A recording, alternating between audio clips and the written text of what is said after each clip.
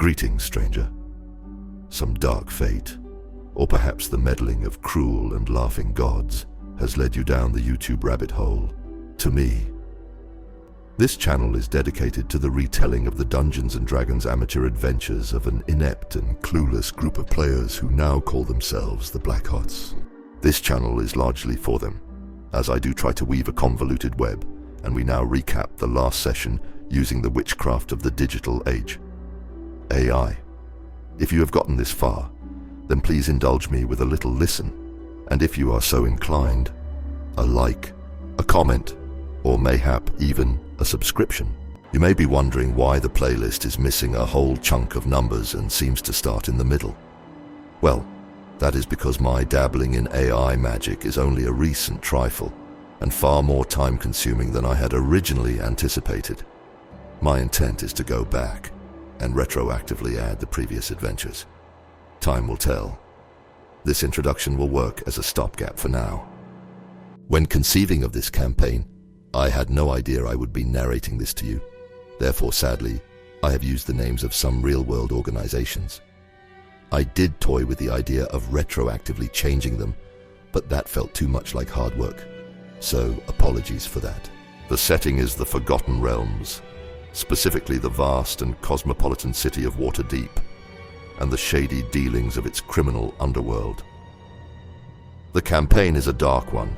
Our heroes are anything but, and the vibe I try to set is somewhere between George's King's Landing and Tom Hardy's fabulous Taboo London. A brief introduction is in order then.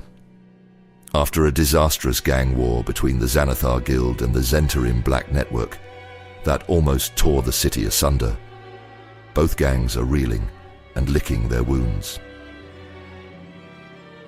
The adventurers that were instrumental in resolving that conflict used some of their profits to establish a small mercenary company running out of a galleon berthed in the docks ward of the city.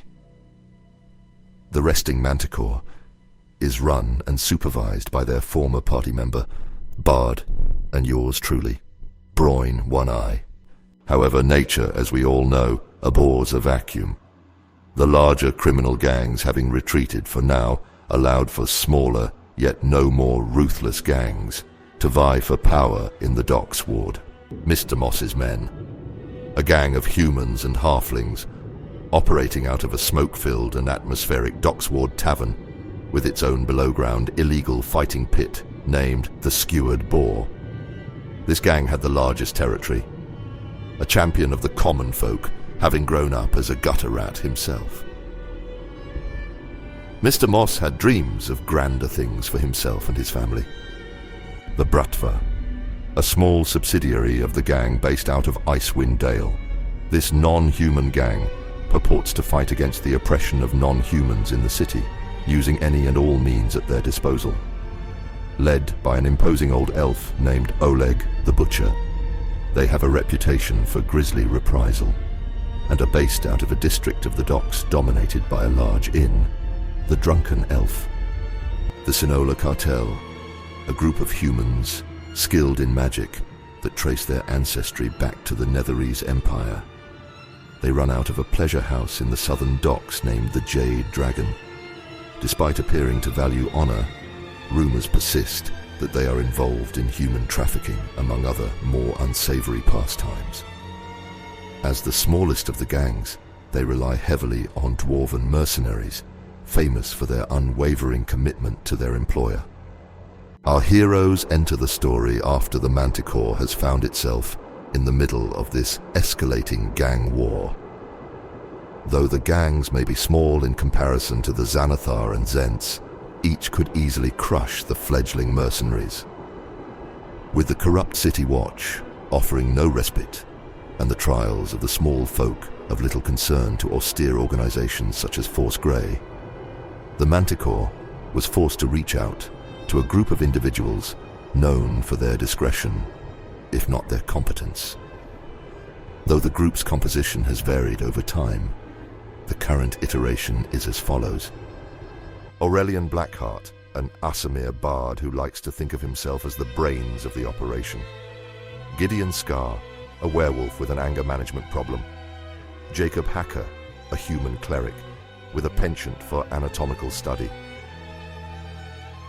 John Faraday, a human rogue haunted by the spirit of a deceased warlock. Horin Dragonswood, a human rogue with a lust for greater things.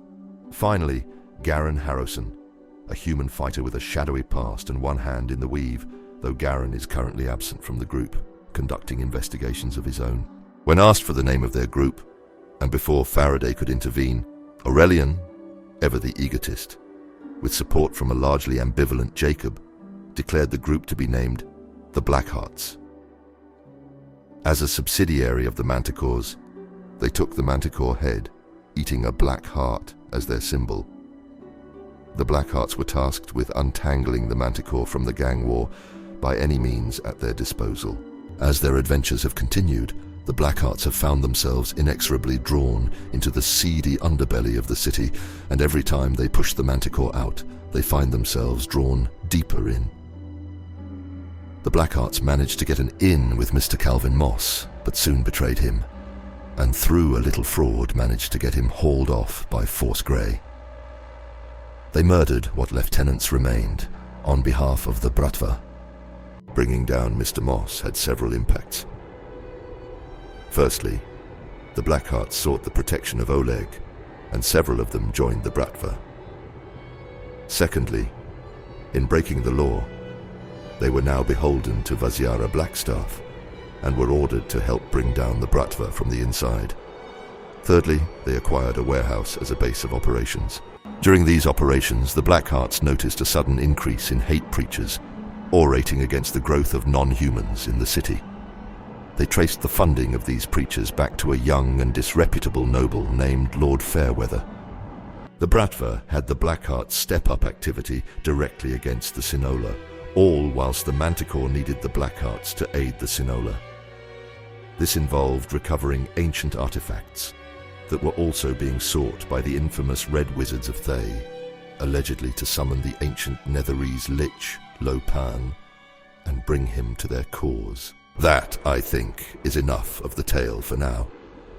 If time allows me, I will furnish you with further tales of the Blackhearts and the complicated web they seek to navigate. But for now, the hour is getting late, and there are other matters that demand my attention. Fare thee well.